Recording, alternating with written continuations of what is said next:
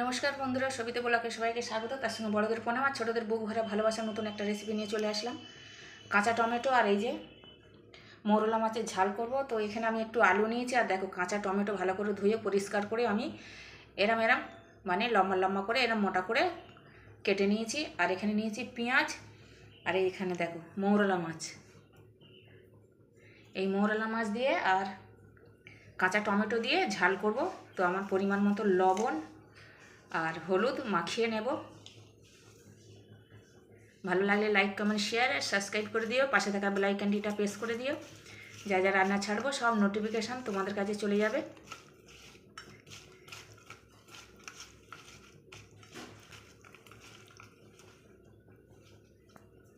বেশ বড় বড় মৌরলা মাছ, দেখো এটা অন্য মাছ মনে হচ্ছে। আর মৌরলা মাছগুলো বেশ বড় বড় আছে, এই যে কয়েকটা ছোট ছোট তারপর বড় বড় আছে। তো দেখো কড়াতে তেল দিয়েছি আর তেলটা অনেকটাই গরম হয়েছে। চুনো মাছ তো একটু গরম করে নিতে হবে বেশি করে, তাহলেই কিন্তু চুনো মাছটা উঠবে। তো এবারে আমি চুনো মাছটা ভেজে নেব।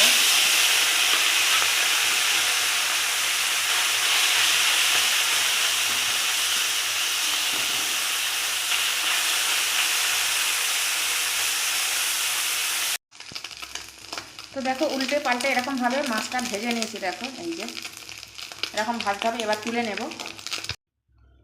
তো দেখো ওই কড়াতে আরেকটু আমি তেল দিয়েছি, দিয়ে এবার পেঁয়াজটা ভেজে নেব। পেঁয়াজ এরকমভাবেই কুচাতে হবে।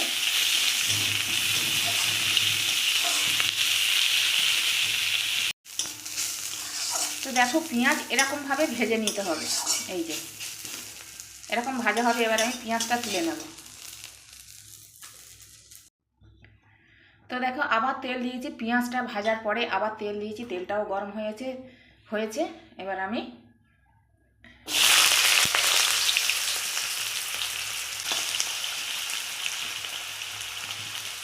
আলুটা একটু ভেজে নেব। তো দেখো আলুটা এরকম ভাজা হতে হবে, এই যে দেখো সুন্দর ভাজা হয়েছে। এটা একটু সেন বেরাবে, ওই জন্য একটু ভেজে নিলাম আলুটা। আর আলুটা একটু গলেও যাবে, সিদ্ধও হয়ে যাবে, কেননা টমেটো দিলে একটু সিটে মেরে যাবে। তো ওই জন্য সিদ্ধ করে নিলাম একটু ভেজে। কাঁচা লঙ্কা চেরা, তারপরে দিলাম টমেটো কুচি।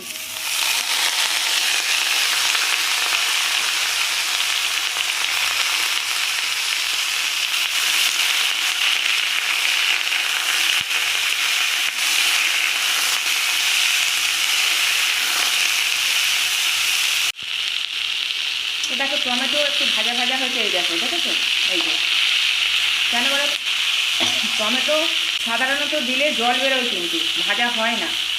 তো ওই জন্য আগে টমেটো ধুয়ে নিতে হবে, নিয়ে তবে কুচাতে হবে, তাহলে আর জল বেরোবে না। আর জালটা একটু জোরে দিতে হবে। এবার কিন্তু গ্যাসটা একটু আস্তে করবো।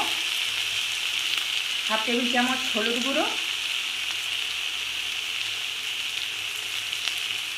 আধা টেবিল চামচ আদা পেস্ট, আধা টেবিল চামচ আদা পেস্ট, না ধনে জিরে গুঁড়ো 1 টেবিল চামচ, আর ঝাল গুঁড়ো লঙ্কা এই চামচের 1 চামচ। তো এবারে আরও একটু নাড়বো চাড়বো, এগুলো মশলাগুলো একটু কষিয়ে নেব।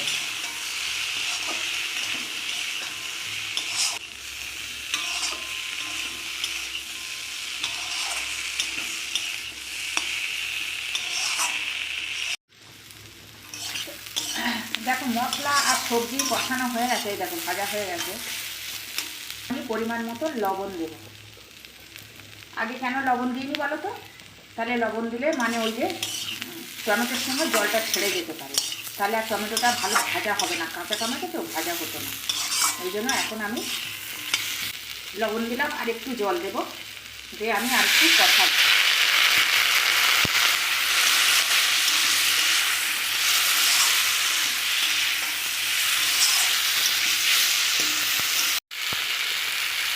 তো দেখো আমার কষানো হয়ে গেছে, তেল ছেড়ে দিয়েছে, এই দেখো। এবার আমি পরিমাণ মতো জল দেবো।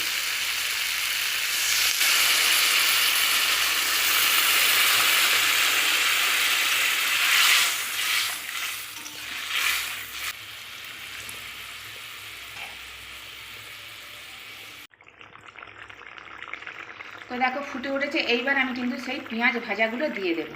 এই দেখো এইবার দিতে হবে পেঁয়াজ ভাজা।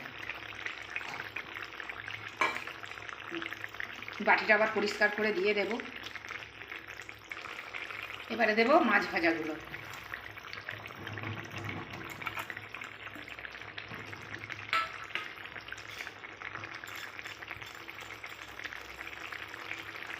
দেব ঢাকা। এবারে গ্যাসটা সিমে দিয়ে ঢাকা দেব।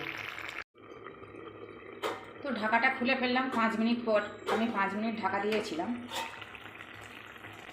তো দেখো এইটুকুনি মানে রস থাকবে, ভালো টেনে যাবে। এই দেখো কত দারুণ হয়েছে। আলু টালু সব গলে গেছে। এই দেখো সব গলে গেছে, টমেটো সব গলে গেছে। এবার লাস্টে দেবো একটু ধনে পাতা কুচি।